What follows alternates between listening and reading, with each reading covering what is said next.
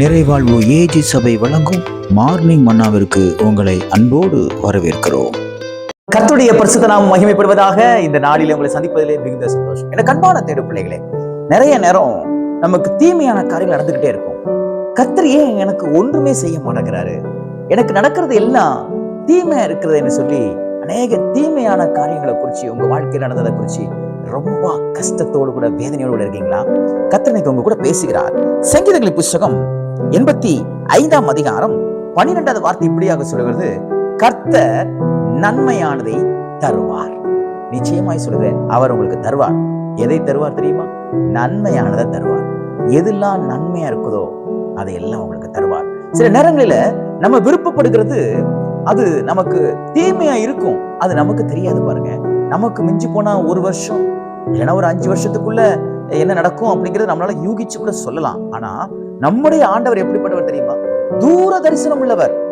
நீங்க ஆயுள் முழுக்க உங்களுக்கு சில காரியங்கள் நடக்கும்னா நீங்க செய்வீங்கன்னா அதனால உங்களுக்கு தீமை கிடைக்குமா நன்மை கிடைக்குமாங்கிறதை முழுவதுமாக அறிந்தவர் இந்த சர்வ வல்லவராகிய இயேசு கிறிஸ்து. ஆகையால் சில காரியங்கள் நடக்கல, ஏன் எனக்கு நடக்கலன்னு கேள்வி கேட்காம, எனக்கு எது நன்மையோ அதை கர்த்தர் எனக்கு தருவார். ஒரு நாள் என் வாழ்க்கையில் ஆண்டவர் தீமை செய்ய மாட்டார். அது ஒரு பொருளா இருக்கலாம், அல்லது சில மனிதர்களாக இருக்கலாம், சில வேலையா இருக்கலாம், இல்ல ஒரு ப்ரமோஷனா இருக்கலாம், அல்லது ஒரு படிப்பா இருக்கலாம், ஒரு நல்ல ஒரு சர்டிபிகேட்டா இருக்கலாம். ஏதோ ஒன்று உங்களுக்கு கிடைச்சதுன்னா கர்த்தரை ஸ்தோத்திரம் பண்ணுங்க, அது உங்களுக்கு நன்மையாக இருக்கும். அல்லது கிடைக்காம போயிடுச்சு அப்படின்னு ரொம்ப ஃபீல் பண்ணாதீங்க, அது உங்களுக்கு நன்மையானது இல்லை. ஏனென்றால் அது கர்த்தருடைய கரத்திலிருந்து வறுமையானால் அது நன்மையா இருக்கும். எனக்கு எது நன்மை, எனக்கு எது சூட்டபிளா இருக்கும், எது எனக்கு சரியில்லாம இருக்குங்கிறதை தேவன் அறிவார். எனக்கு அன்பான தேவனுடைய பிள்ளைகளே, நம்ம நிறைய ஆசைப்படலாம், எனக்கு அது கிடைக்கணும், இது கிடைக்கணும், எனக்கு அப்படி இருக்கணும், இப்படி இருக்கணும்னு சொல்லி நம்ம நிறைய ஆசைப்படலாம். ஆனால் நம்ம ஆசைகள் சில நேரங்களிலே வேடிக்கையாக மாறிவிடலாம், அது கிடைக்காம போயிடலாம். அதான் நீங்க அதை குறிச்சு நீங்க கவலைப்படாதீங்க. காரணம் அது நன்மை இல்லாதது என்பது தேவன் அறிவார். சில பேரை கர்த்தர் நம்மளை விட்டு தூரமா மாத்துவார். அதுக்காக கர்த்தருக்கு ஸ்தோத்திரம். ஏன்னா அவங்க நம்முடைய வாழ்க்கைக்கு தீமையை விளைவிக்கிறவங்களா இருப்பாங்க. அதனால சில பேரை கர்த்தர் நம்மை தூரமாக்குவாங்க. அதுக்காக கர்த்தரை ஸ்தோத்திரம் பண்ணுங்க.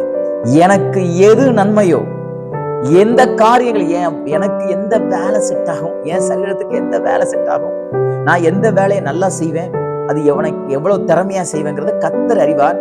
அந்த வேலையை எனக்கு தருவார். நான் கேட்கிற வேலை, அதுக்காக நான் முயற்சி பண்ணாம கிடையாது. நான் அதுக்குரிய எல்லா முயற்சிகளும் நான் செய்யணும். அதுக்குரிய காரியங்களை நான் செய்யும் போது எனக்கு நன்மைன்னா அதை கர்த்தர் வாய்க்க செய்வார். ஆகையால் எனக்கு அன்பான பிள்ளைகளே, நான் வாசித்தபடி கர்த்தர் நன்மையானதை இந்த நாளில் உங்களுக்கு செய்வார். உங்க குடும்பத்திலும் சரி, உங்க எதிர்காலத்துக்குரிய துணையாக இருந்தாலும் சரி, உங்க படிப்பின் விஷயமாக இருந்தாலும் சரி, எல்லாவற்றுக்கும் தருவார். எப்படிப்பட்ட காரியத்தை தருவார் தெரியுமா? நன்மையானதை தருவார். ஆகையால் விசுவாசத்தோடு நாளை கடந்து செல்லுங்கள். இந்த நாள் நன்மைகளை பெற்றுக்கொள்கிற நாளாக தேவன் மாற்றி கொடுப்பாராக. God bless you.